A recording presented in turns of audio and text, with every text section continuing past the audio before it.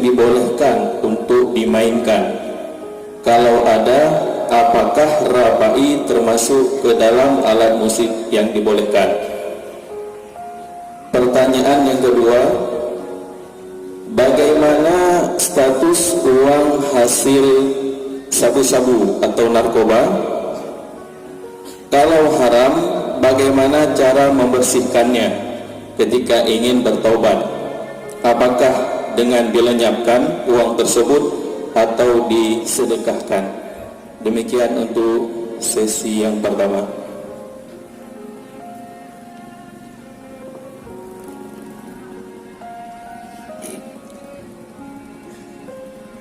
Persoalan alat musik,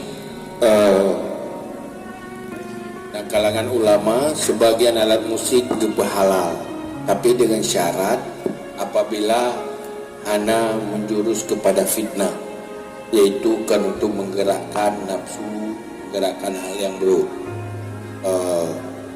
Jadi semacam ulama rapai atau hukum dengan ini istilah hadrah yang dipegat di kalangan pesantren-pesantren. Tetapi walaupun yang khilaf para ulama, tapi na pendapat ulama yang dibolehkan. Cuman bagi setiap tempat na urang hana kubut, mungkin yang berpendapat kepada yang hana dibolehkan.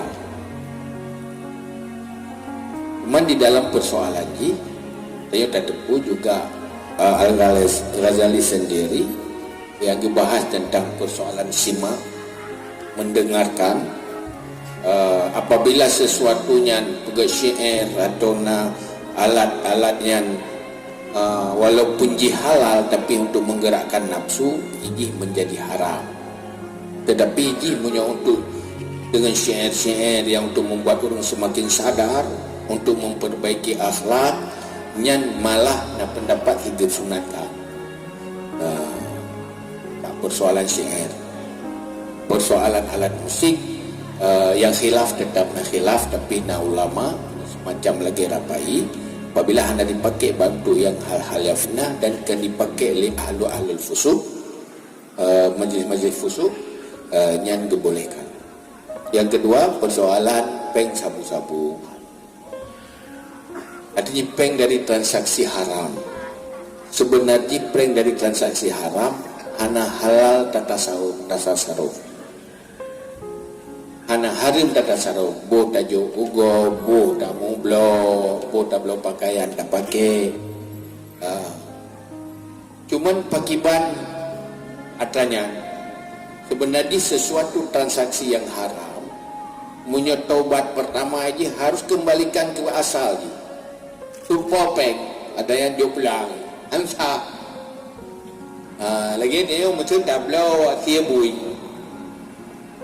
urun publau tiabui nyan peng akad belau nya nasa hanasa atiji hana terjadi peng, hana terjadi peng atiji hana terjadi pertukaran milik.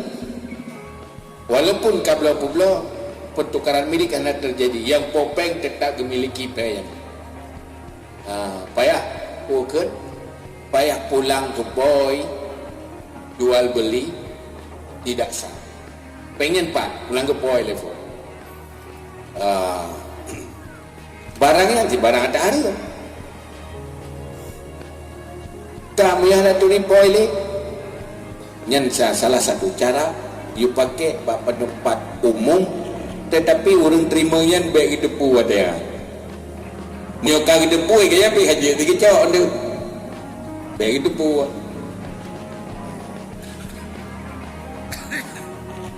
Dan cuma untuk rinci tentang taubat daripada mazalimil maliyah, nyana pembahasan khusus dengan berbeza kasus berbeza cara. Khusus dibahas tentang taubat minal mazalimil maliyah. Artinya dari harta-harta yang zalim, harta-harta yang haram.